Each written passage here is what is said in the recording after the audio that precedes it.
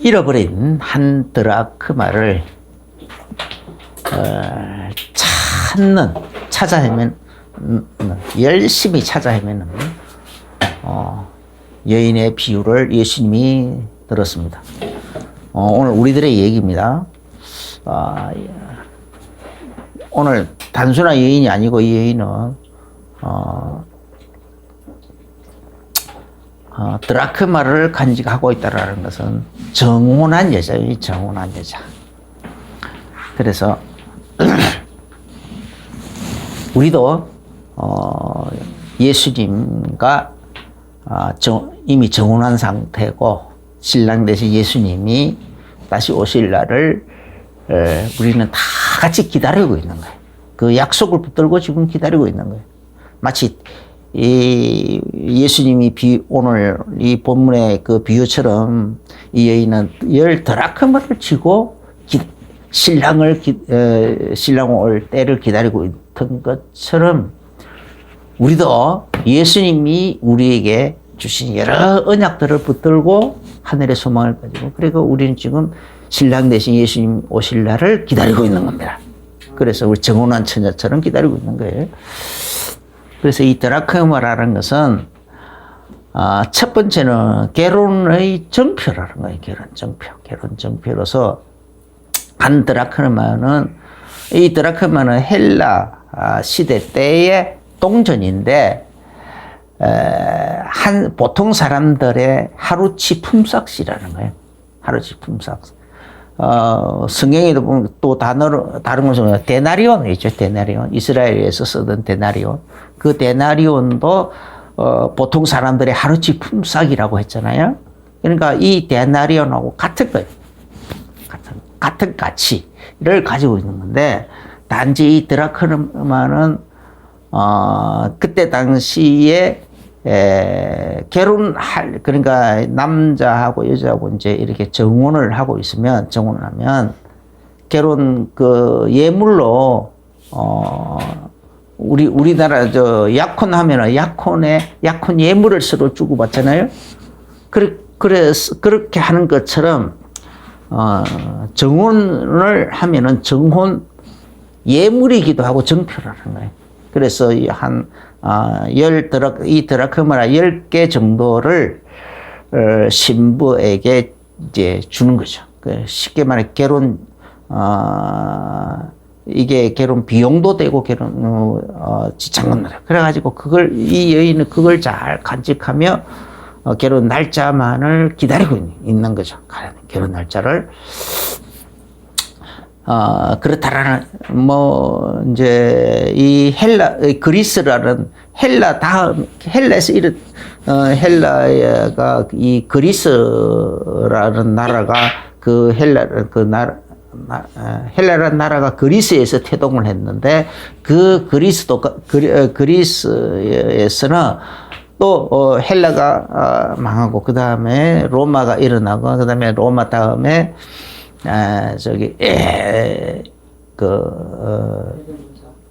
오스만 터키가 제국이 일어나고, 그리고 오스만 터키가 이제 1차 세계대전 때 망하고 난 다음에, 그리고 이제 2차 세계대전,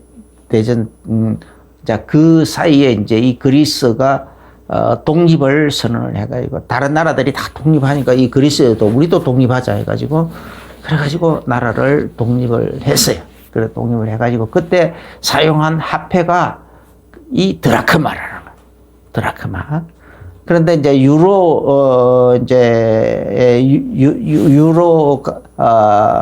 이 시가 이제 세워지면서 유로화가 사용이 되어지면서 이 드라크마는 사장돼 없어져 버린 거예요. 죽은 화폐가 됐는데. 그런 것도 있습니다. 그런데 이제 그게 중요한 것이 아니죠. 그런 오늘날 그 역사적 그 흐름이 중요한 것이 아니고, 이것은 하나의 결혼 증표로서의 의미가 있는 거다. 이 말이야. 그래서, 마태복음 22장에 보면은 예수님께서, 혼인잔치의 그 비유를 하고 계시잖아요. 그래서, 또 누가복음 14장에서는 큰 잔치를 어떤 사람이 크게 큰 잔치를 베풀고 사람들을 막 초청을 했다. 근데 그 비슷하게 마태복음 22장에서는 어떤 왕이 자기 아들을 위해서 큰 혼인 잔치를 베풀고 사람들을 막 초청을 한다라는 거예요. 사람을 여기 이렇게 초청을 했는데 똑같은 내용이 나오고. 근데 여기에서 마태복음 22장에서는 22장 1절부터 14절에서는 이 혼인잔치 비유에서는 마지막에 좀 다른 것이 예복에 대한 얘기가 나오는 거예요. 손님이 가득 차 있을 때에 똑같은 이제 처음에는 이렇게 초청을 막 사람들을 초청했는데 처음 초청한 사람들이 안 오니까 그 다음에 또 이제 길거리로 나가서 또 다른 사람들 데려오라. 병든 사람들, 아픈 사람들, 이렇게 소외된 사람들, 장애인들, 그런 사람들 데려오라. 그래서 막 데려왔는데, 또 그래도 모자란다 그러니까 저 멀리 나가서 그 사람들을 광끈하게 데려다가 다 데리고 오라. 길과 산 울가로 나가서 당까지 데리고 오라. 그래가지고 이제 손님이 가득 차니까, 이제 왕이 그 자리에 들어가서 보고는 예복 입지 않는 사람을 보고, 친구요, 넌 어째 예복을 입지 아니하느냐 하고 물어보니까 그 사람이 유구무원이거든. 유구무원이야. 할 말이 없다. 아무 말이 없으니까 종들에게 하면서 야, 이 사람을 저 밖에 내쫓아라. 예복도 없이 아무리 내가 아무런 막 초청을 했지만 어떻게 예복도 없이 오느냐. 이건 나를 무시함이로다 하면 안 맞다 이 말이죠. 하늘나라 왕의 예법에 안 맞다라는 거예요. 왕의 예법에 안 맞고 우리 오늘날 말하면 우리는 하늘나라 예법에 안 맞다는 거예요. 그래서 예복 입지 않는 자는 내쫓아라. 이런 비유를 했단 말이에요. 그러면 여기 혼인 잔치에서 초청받았다. 초청장을 막 발송했다. 그러는데 이게 뭐냐? 로마서 10장에 보면은 10장 14절 15절에 보면은 그들이 미치 아니하는 일을 어찌 부르리요? 듣지도 못한 일을 어찌 믿으리요? 전한파하는 이가 없이 어찌 들으리요? 보내심을 받지 아니하였으면 또 어찌 전파리요? 그랬거든요.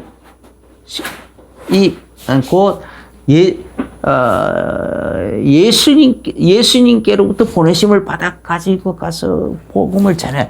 복음을 전하니까 전하는 그 복음을 듣고 믿었다라는 거예요. 믿게 되니까 믿음으로써 이제 의에 이르고 그 믿는 내용을 입술로 시인하여 구원에 이른다 하거든요. 그러니까 이렇게 복음을 전하는 이가 없이 어떻게 듣겠으며 복음을 듣지도 못하고 어떻게 구원을 하겠느냐. 그래서 복음을 전하는 자들의 발이 아름답다라고 하신 거거든요. 그래서 예수님께서 제자들에게 나가서 마가복음 16장 15절부터 20절에서도 너희는 온 천하에 다니며 만민에게 복음을 전파하라. 믿고 세례를 받은 사람은 구원을 얻고 믿지 않는 사람은 정죄를 받고 또 믿는 자들에게 이런 표적이 따를 것이니까. 저희가 내 이름으로 귀신을 쫓아내면 뱀을 지면 무슨 독을 맞지 않으면 해를 받지 않으면 병든 자에게 손을 얹는 자 나으리라. 그렇게 하셔놓고 제자들이 나가서 두루루 전파할세. 그 말씀에 따르는 확실한 표적으로 그 말씀들을 예수님이 친히 증거하시더라는 거예요. 그래서 그 제자들이 나가서 전할 때에 막 그렇게 하셨다라는 거예요. 또 마태복음 28장 그래서 18절부터 20절에서는 하늘 땅의 모든 권세를 내게 주셔서 예수님이 제자들이 그랬어요. 하늘과 땅의 모든 권세를 내게 주셨습니다. 그러고 너희들은 나가서 내 이름으로 모든 족속으로 제자를 삼아가지고 내가 너희에게 분반 모든 것을 가르치시기 예수 이름으로 세례도 주고 아버지와 아들과 성령 이름으로 세례도 주고 그 다음에 내가 너에게 분반 모든 것을 가르쳐 지키게 하라. 볼지어다 내가 세상 끝날까지 너희와 항상 함께 있으리라. 우리 전도하는 그 발걸음 속에 내가 전도하는 것이 아니라 예수님이 함께 하시겠다는 거예요. 예수님이 함께 하시면서 영생지시로 작정된 자들을 향하여 복음을 전하면 그 마음을 열어 복음을 청중하게 하고 그리고 구원을 얻도록 예수님이 그렇게 역사하시겠다라는 거예요. 그 우리는 예수님이 그 한 사람 영생주시기로 장세 전부터 영생주시로 작정해 놓은 그 사람을 구원하는 일에 하나님 우리를 하나의 예수님의 심부름꾼으로 예수님의 통로의 도구요 매개체로 그렇게 쓰시겠다라는 겁니다. 예수님의 손길로 쓰시겠다라는 겁니다. 예수님의 발길로 그렇게 쓰시겠다라는 겁니다. 할렐루야. 얼마나 큰 축복이냐. 그래서 사도행전 1장 8절에 성령이 오직 성령이 너에게 말하시면 너희가 권능을 받고 예루살렘과 온 유대와 사마리아와 땅 끝까지 이르러 내 증인이 되리라. 그래서 사도행전 13장 2절에서도 보면은 성령님께서 이제 제자들이 모여가지고 막 그렇게 금식 주를 더 잘 섬기기 위해서 수많은 교회가 부흥이 되어 있는데 그 지도자들이 모여가지고 어떻게 하면 우리가 주님의 뜻을 주님을 더 기쁘시게 할까? 주님을 더 기쁘시게 하는 일을 더 할까? 그래서 그 주를 더 잘 섬기기 위해서 금식하면서 기도할 때에 성령님께서 이랬었어요. 내가 불러시키는 일을 위하여. 누가 불러시키는 일입니까? 성령님께서 불러시키는 일. 성령님께서 하시고자 하시는 일. 내가 불러시키는 일을 위하여 바나바와 바울을 따로 세우라. 그래가지고 그들에게 안수해서 금식하고 안수하고 그렇게 해서 선교사로 내보낸 거예요. 그래서 최초로 선교사가 이방인들을 향하여 선교사가 파송이 됐죠. 그래서 그 선교 여행을 이제 선교 그 여행을 다 마치고 베드로가 그 사도 바울이 와서 다시 보고를 할 때는 그 성령께서 보내셔서 그리고 각 지역에서 행하신 그 일을 다시 이 교회 안디교회에 와서 보고를 하더라고요. 그래서 예루살렘 교회도 가서 보고를 해요. 보고할 때에 자기들이 이렇게 했습니다라고 이 지역에서 이렇게 하고 저 지역에서 저렇게 하고 그런 식으로 보고를 안 했단 말이에요.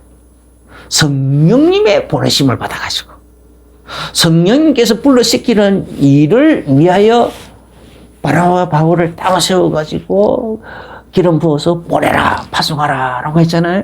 그래서 그래서 모든 선교 여행을 다 마치고 돌아와서는 성령의 보내심을 받아가지고 각 지역에 가서 성령님께서 행하신 일, 우리를 통하여 성령님께서 이렇게 행하셨습니다라고 보고를 했다라고 돼 있어요.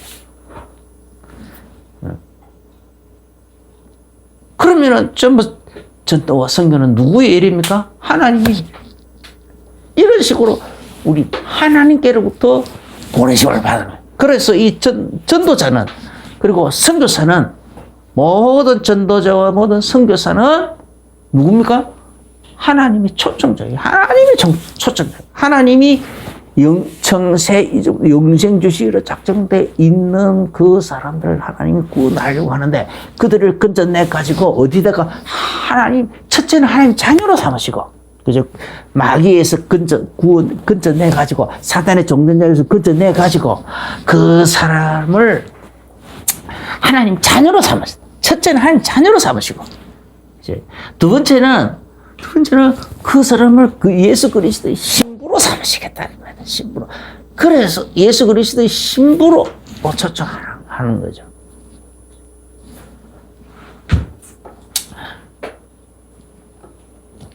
그러면은 그런데 예복, 그 초청 받아서, 그런 식으로 이제 이렇게, 그래서 마태복음 22장에 그 혼인잔치, 왕이 자기 아들을 위하여 혼인잔치를 베풀어 놓고 초청장을 그렇게 막 보냈다, 이 말이에요. 돈을 막 보냈다. 그런데 그것을 1차 초청장을 보냈는데 거절하는 자들은 유대인이거든요. 그러니까 그 유대인들이 거절하고, 그 다음에 이제 가난한 자, 병든 자, 소외들 막 헐먹어. 그것도 모자라서 길가 사는 거에 나가가지고 사람들을 강건하게 데려다가 해놓고, 그런 식으로 하나님의 방법 같은 이런저런 수단과 방법을 가르치지 않고 세상에서 다 끌어모았다. 다 끌어모아놓고 나는데 그 중에서 그래 놓고도 그 중에서 예복을 입지 않는 자는 쫓아내버리더라는 거예요. 예복 입지 않는 자. 그럼 우리는 다 이런 식으로 하나님의 초청을 받아가지고 이 전도자들이 자기 힘으로 하지 않고 성령의 보내심을 받았단 말이에요. 성령의 하나님의 보내심을 받았단 말이에요. 예수님의 보내심을 받아가지고 각처럼 나가가지고 복음을 전하는데 그 중에 우리도 얻어 걸리는 거란 말이에요. 그죠? 우리들도 다 내가 잘나서 그런 게 아니에요. 그런 가운데서 우리가 구원을 받은 거예요. 하나님의 초청장이란 말이에요. 하나님 모든 전도자들은 하나님의 초청장이에요. 모든 선교사들도 하나님의 초청장이란 말이에요. 우리가 그 초청장을 받아가지고 그래가지고 그 하나님의 아들 예수 그리스도의 그 혼인 잔치 자리에 우리가 다 초청 받아가지고 그 잔치 자리에 들어왔어요. 들어갔다니까.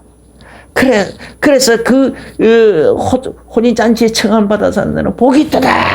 계시록 19장이 그랬거든요. 복이 있다. 그랬는데 그래서 지금 우리가 전부 다 초청 받아 들어갔는데 예복이 없으면 쫓겨난다. 예복. 그럼 이 예복이 뭐냐 이 말이에요. 예복이. 계시록 이 마태복음 22장 12절에 보면은 친구여 어찌하여 예복을 입지 않고 여기 들어왔느냐 하니까 그가 아무 말도 못하거든. 아무 말도 못하니까 그렇게 종도를 불러가지고 바깥 어둠에 내고 쫓아라 얘들아 그렇게 하셨단 말이에요. 그래서 이 예복이 뭐냐라고 했을 때 계시록 7장 7절부터 9절에 보면은 9절부터 17절 계시록 7장 9절부터 17절 특히 이제 전체를 다 읽을 수는 없고요. 14절 하반절에 보면은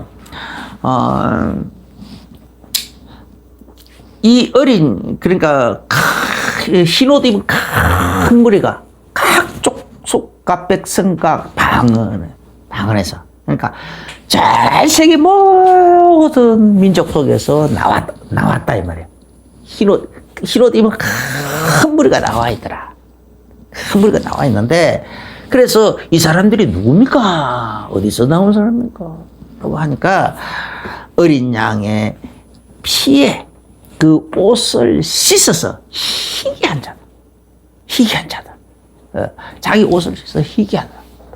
자기가 원래 거룩하게 된 것이 자기가 원래부터 흰 옷을 입은 것이 아니라 어린 양의 피에 그 옷을 씻어서 그 사람의 행위를 말한다.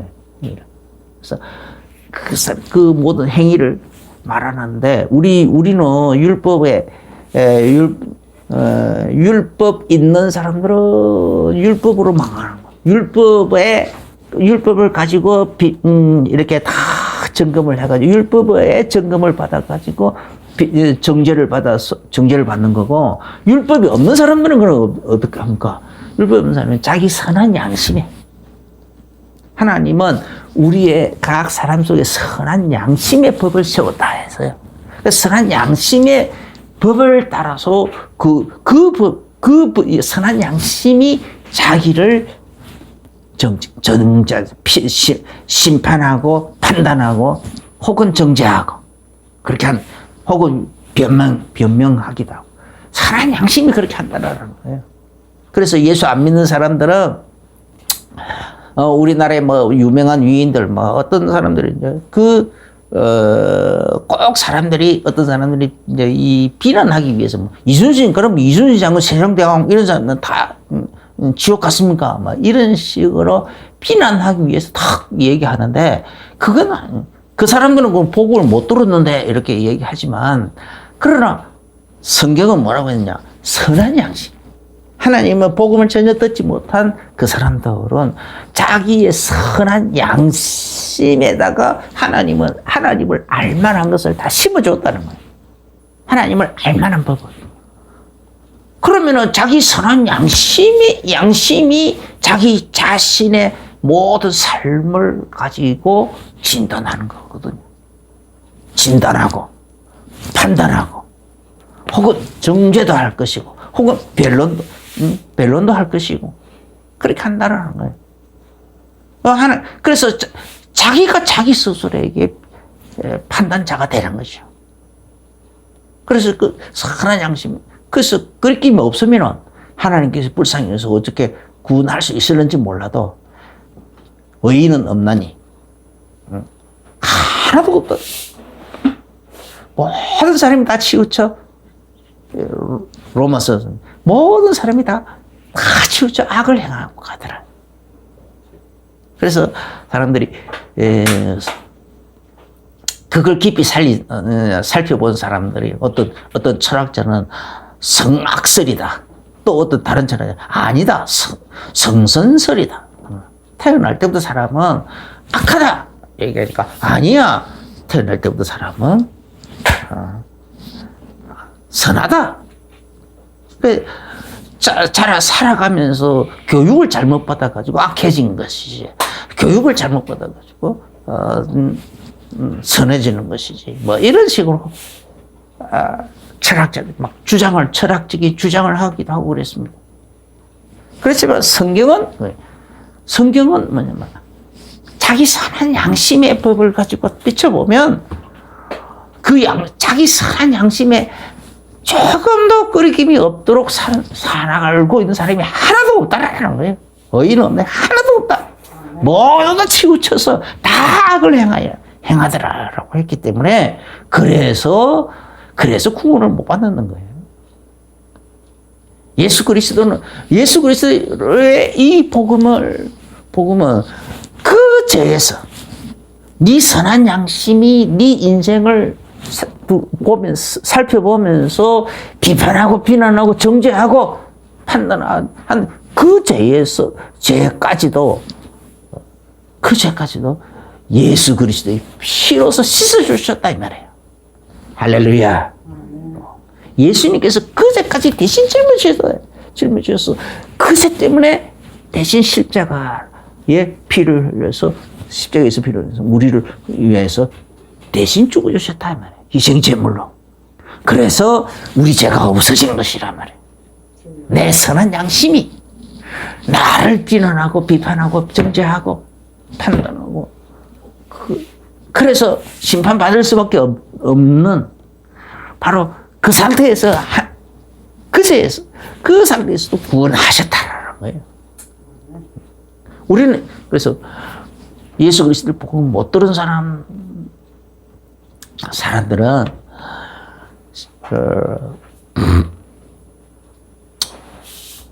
의인은 없나니 하나도 없도다. 모두 다 치우쳐 다 한 가지로 악을 행하는도다. 한 그 말씀에 비춰볼 때는 구원받을 자가 아무도 없어요. 그런데 이제 혹시 모르죠. 정말로 선한 양심에 조금도 끄리기가 없어요. 정말 하나님을 알만한 그것을 우리 선한 양심 속에 심어주셨다고 했잖아요. 그런데 그 선한 양심에 조금도 끄리김이 없이 그렇게 사는 사람이 혹시 있을지도 모르겠어요. 있다면 하나님은 그를 어여삐 여기셔서 구원하실 거라고 보여요. 성경에 따라서 구원하실 거라고 보여주신단 말이에요. 그래서 일단 그거는 특수한 경우고 정말 특별한 그런 사람 정말 특별한 위인이잖아요. 그러니까 그런 거는 우리하고 상관없는 얘기고 보통 우리는 아마 선한 양심에 끓이길 일들이 얼마나 많습니까? 날마다. 우리 예수 믿으면서도 내가 정말 이제는 나는, 이제 딱 나는 마귀로부터 해방되고, 마귀의 모든 유혹으로부터 내가 마귀를 대적하리라. 그래서 나는 이제는 내가 하나님을 향하여 찾아가리라. 내가 딱 결단을 내고 내가 하나님 하나님 안에서 살고 하나님을 섬기면서 살고 하나님을 동의하면서 살 것이다. 결론 내리고 결단 내리고 막 다 하고 막 나시린의 그 서원까지 다 하고 다 해도 그래도 날마다 실수투성인데 그래도 날마다 우리가 실수투성이고 잘못투성이고 막 그러잖아요. 그래서 그냥 하나님 앞에 성령으로 단시간에 쭉 쳐여 있지. 예수 피가 없으려나 구원받을 수 없습니다. 예수님만이 나의 유일한 소망이고 내 구원의 유일한 소망입니다. 내 구원의 유일한 희망입니다. 그래서 그러면서 막 예수님의 이름을 부르고 예수님을 의지하고 예수님의 그 이름을 예수님의 그 은혜를 간절히 삼하고 막 그러잖아요. 그게 우리 예수 믿는 우리들의 선한 양심이란 말이에요. 불신자들의 선한 양심하고 우리의 선한 양심은 조금 다르죠. 우리는 불신자들은 예수님을 모르다 보니까 예수님을 구주로 영접한 상태도 아니고 예수님이 그 마음 중심 속에 들어와 있는 상태도 아니기 때문에 자기 선한 양심에 따라 얘기하지만은 우리는 예수님이 이미 성령으로 우리 안에 들어와 계신다니까. 들어와 계시는데 그런 상태에서도 그래서 나는 그 예수님을 나의 주인으로 모시고 나의 목자로 모시고 나의 스승으로 모시고 나의 인도자로 모시고 그래가지고 그분과 함께 살고 동행하면서 살겠다고 날마다 입술로 고백하고 다 하는데도 워낙 모자라니까. 워낙 모자라고 워낙 체질이 습성이 생활 습관이 악한 체질이 아직도 많이 남아 있어가지고 원하는 것은 행치 않고 원치 않는 악은 너무너무 행하는 게 많단 말이에요. 잘못한 게 너무 많은 거예요. 그래서 내가 선한 양심으로 내 자신을 조금만 들여다보면 주님 안에서 예수 그리스도 안에서 거듭난 선한 양심으로 들여다봐도 모자라는 분이 너무 많다. 하나님을 기쁘시게 해야지 하는데 해야 하는 걸 안 한 것도 너무 많고 이것은 하지 말아야지 하는데도 한 것은 또 너무 많고 그러니까 탄식이 절로 나오는 거야.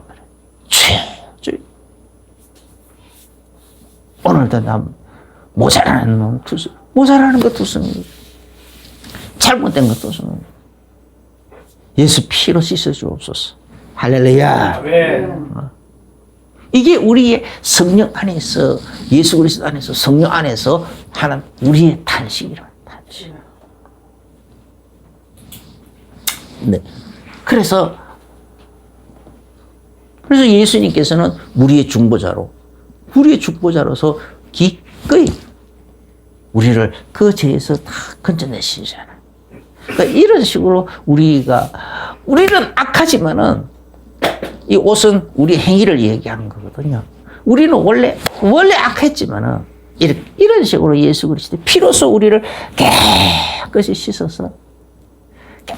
씻어서 그 과거에 더럽혀졌던 우리 모든 옷에 더럽혀진 부분을 예수 그리스도 피로써 깨끗이 씻어서 희귀한 자들. 그런 자들이 각 족속과 백성과 방언에서 셀 수 없는 큰 무리로 예수님 앞에 나오더라라고 했습니다. 그 속에 우리가 포함되어 있습니다. 할렐루야. 그런 가운데에서 계시록 9장 7절부터 9절에 보면은 또 여기 할렐루야 주 우리 하나님 곧 전능하신 이가 통치하시도다. 우리가 즐거워하고 크게 기뻐하며 그에게 영광을 돌리세. 어린 양의 혼인기약이 이르렀고 그의 신부가 자신을 준비하였으므로 그에게 빛나고 깨끗한 세마포 옷을 입도록 허락하였으니 그러면 이 신부 옷 이게 신부 옷이란 말이에요. 신부 옷을 이런 식으로 입도록 허락했는데 이 세마포 옷은 그럼 뭐냐? 이 빛나고 깨끗한 이 세마포 옷이 뭐냐? 성도들의 옳은 행실이로다. 성도들의 옳은 행실. 성도로서의 옳은 행실이라 하더라. 천사가 내게 말하기를 기록하라. 어린 양의 혼인잔치에 청함을 받은 자들은 복이 있도다. 하고 또 내게 말하되 이것은 하나님의 참되신 말씀이니라. 여기에 두 번째 신부로서의 옷은 빛나고 깨끗한 세마포. 그냥 흰 옷이 아니라 빛나고 그 흰 옷에서 한 등급 위에 빛나고 깨끗한 세마포. 그래서 그게 뭐냐? 성도들의 옳은 행실이라. 옳은 행실. 그러면은 그렇게 이제 돼 있는데 이걸 배경으로 해서 이 드라크마 비율을 생각해야 비로소 제대로 된 이해가 되는 거라. 10드라크마 중에서 10드라크마 다 잃어버린 게 아니고 하나를 잃어버려서 하나를 10분의 1이라는 거예요. 10분의 1. 10분의 1을 잃어서 그게 뭐냐? 아가서에 보면은 포도원을 하는 작은 여우를 잡아라. 그렇게 했잖아요. 그거와 똑같다면. 그래서 그 작은 죄. 우리 성도들로서 합당하지 아니한 작은 죄들. 그런 죄들이 쌓여 있잖아요. 그런 죄. 또 그래서 성령님을 약간 근심하게 하는 죄. 성령님을 근심하게 하는 이런 죄들. 이런 것들을 이야기하는 거예요. 10분의 1이라고 해서 무시하지 말라는 거죠. 10분의 1이라고 해서 무시 안 하고, 몰라. 9개 아직 남아있는데, 이렇게, 그러면서 자만하지 말라는 거예요. 10분의 1 잃어버린 걸 무시하지 말고, 10분의 9 남아있는 것으로 자만하지도 말고, 자긍하지도 말고, 우리는 그런 경우가 참 많잖아요. 나 그래도 이만큼 하고 있는데 하면서 스스로 자긍하고 자만하고 그리고 더 나아가서 막 교만하기가 자고 스스로 자족하고 그런 거 참 많단 말이에요. 그런 거 하지 말고 잃어버린 거 하나 작은 거 하나 잃어버렸잖아요. 그 작은 거 그거 때문에 깊이 성찰해가지고 내가 무엇을 이루는가. 날마다 묵상 기도 속에 자기 자신을 깊이 성찰하는 그런 기도 속으로 들어가가지고 뭘 잃어버렸느냐? 잃어버린 게 뭐냐? 성령님을 근심하게 하는 거 뭐냐? 내가 자꾸 하나님과 동행하는 일에 자꾸 뭔가 동행하는 거야. 하나님을 깊이 가는 하나님과 함께하는 이걸 누리는 일에 방해가 되게 만드는 어떤 자꾸 이 작은 죄, 작은 부분들 이런 것들이 도대체 뭐냐 이 말이야. 그런 것들을 살펴보고 회개하라는 거죠. 회개하면 그렇게 하면 이게 10절에 다 같이 읽어봅니다. 내가 너희에게 이르노니 이와 같이 죄인 한 사람이 회개하면 하나님의 사자들 앞에 기쁨이 되느니라. 이렇게 작은 거, 한 드라크마 작은 거 잃어버렸는데 그거 찾은 거 가지고 기뻐하는 그게 바로 이 작은 죄를 회개하는 거. 성령님을 근심하게 하는 작은 부분들을 이렇게 회개하는 거. 그걸 얘기하는 거란 말이에요. 그런 식으로 그렇게 하면 하나님께서 아주 하나님의 사자들 앞에 기쁨이 되느니라.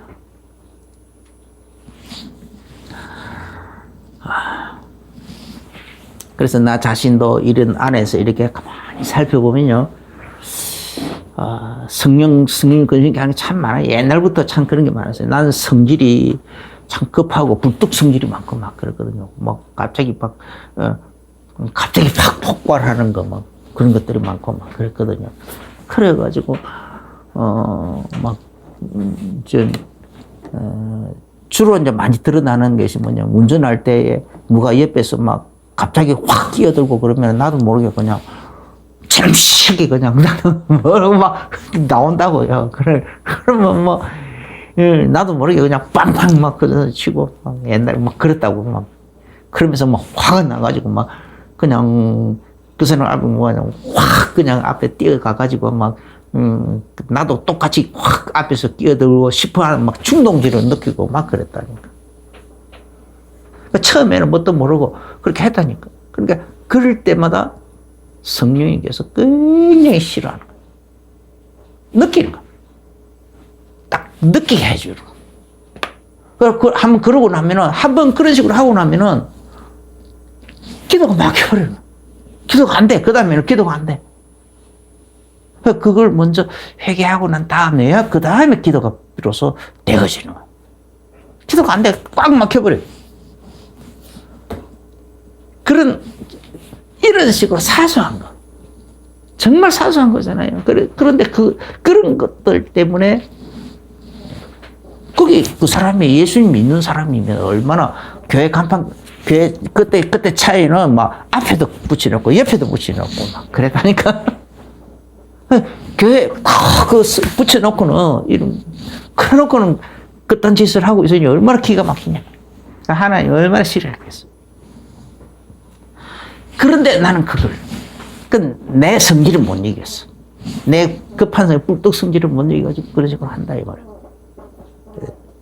선한 양심이, 야, 임마, 안 돼. 이런 건 하면 안 돼. 이런 식으로 하는데도 자기 야망, 자기 고집, 그지? 그런 거 가지고 막 밀어붙이는 그런 것들이 우리 속에 많이 아직 남아있어요. 아직도 많이 남아있다니까. 하나님이 그것도 모자라가지고 하나님 신비적 어떤, 현상으로 그런 식으로 현상으로 우리를 인도하고, 인도하려고 하고, 가르치려고 하고, 이끌려고 하고, 그렇게 하는데도, 아니야. 딱 계산대 보면은, 뭔가 이렇게, 나한테 좀 손해볼 것 같고, 안 될 것 같고, 이렇게 느껴지면, 순종하기보다는 좀 더 확실하게 하나님 성령으로 말씀하시면은 좀 더 확실하게 얘기해 주시. 이렇게 희미하게 얘기하면은 내가 어떻게 다 그걸 순종을 합니까? 이렇게 하면서 무시해 버린다. 그냥 넘어가려고 주로 많이 한다니까. 자기 고집을 그런 식으로 밀어붙이는 게 많다니까. 그런 부분들은 하나하나가 성령님을 근심하게 하는 내용들이라. 그런 것들이 오늘 예수님 그런 것들을 얘기하는 거예요. 그게 드라크마. 10드라크마 중에 하나. 아가서에서는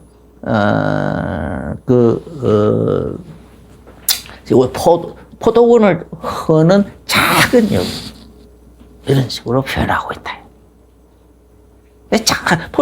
내 마음속에 하나님의 이렇게 하나님의 농장이 이렇게 이루어진다. 그 속에 작은 여우가 들어와가지고 자꾸 뭔가를 자꾸 해친다 이 말이야. 구멍을 만들기도 하고 이런 구멍 저런 구멍. 작은 여우 아주 귀엽게 보이고 한 별거 아닌 것 보이는데 그런 것들이 쌓여서 나중에 큰 포도원 전체를 헐어버린다. 우리 모두는 다, 첫째는 그리스도의 신부로 다 초청을 받았습니다. 할렐루야. 다 신부로. 열 처녀의 비유, 신부로 다 그래. 그런데, 거기서, 그래서 또, 첫 번째는 우리가 다 흰 옷 입은 자로 다, 흰 옷 입은 큰 무리로 가운데서 우리가 초청을 받았고, 두 번째는 이제는 그리스도의 신부로 다 초청을 음성을 받았어요. 거기서 우리 예복을 첫 번째 예복 흰옷은 예수 그리스도의 피로, 어린 양의 피로 씻어서 희귀한 것이고, 두 번째 그리스도의 신부로서의 빛내고 깨끗한 이 세마포 옷은 성도들의 오르는 실이라. 성도들의 오르는 실이 뭡니까? 온전히 100% 성령 인도받는 삶 아닙니까? 어떤 사람은 300년 동안이나 300년 동안이나 하나님과 온전히 동행했다고 했는데, 우리는 300년도 아니잖아요. 기껏해, 이제 남은 게 이제 몇 년입니까? 30년? 50년? 아니면 100년? 길어야 100년. 완전히 이제, 그때는 그 에녹은 300년 동안 그렇게 하는 게 했는데, 하나님께서 에녹 안에 성령으로 임하신 상태는 아니었어요. 그럼에도 하나님과 300년 동안 동행함으로 하나님 기쁘시게 하는 자라는 증거를 가졌다고 했어요. 하나님께서 그를 산채로 데려갔어요. 죽음을 보지 않고. 그래도 우리는 아예 하나님이 우리를 돕기 위해서 성령으로 우리 안에 들어가 계신다니까? 그래서 보혜사를 했잖아요, 보혜사. 우리를 돕기 위해서 성령으로 우리 안에 들어가 계셔. 우리와 함께 계시는 거예요. 그래서 그 성령에게 그 성령이 우리가 조금만 관심을 집중해서 보면 얼마든지 되거든요. 그래서 하나님을 기쁘시게 하는 삶을 살게 되시기를 예수 이름으로 축원합니다. 기도하겠습니다. 주 예수님 감사합니다. 오늘 우리 자신을 깊이 묵상하면서 깊이 내다보고 우리 속에 있는 하나님의 포도원을 오는 작은 유, 또 잃어버린 한 드라크마 성령님을 이렇게 근심하게 하는 한 작은 죄들, 이런 부분들을 자세히 살펴보고 우리 자신을 날마다 정결케 해 나갈 수 있도록 축복하여 주옵소서. 하나님을 기쁘시게 하는데 온전함을 가질 수 있도록 축복하여 주옵소서. 예수님 이름으로 기도합니다. 아멘. 이제는 우리 주 예수 그리스도의 크신 은혜와 하나님 우리 아버지의 지극하신 사랑하심과 성령님의 내주 인도 교통 충만하신 그 은혜가 오늘 말씀을 받으면서 아멘으로 화답하며 마음의 중요한 결론과 결단을 내리며 나가는 모든 성도님들에게 이제로부터 영원까지 항상 함께 계실지어다. 아멘.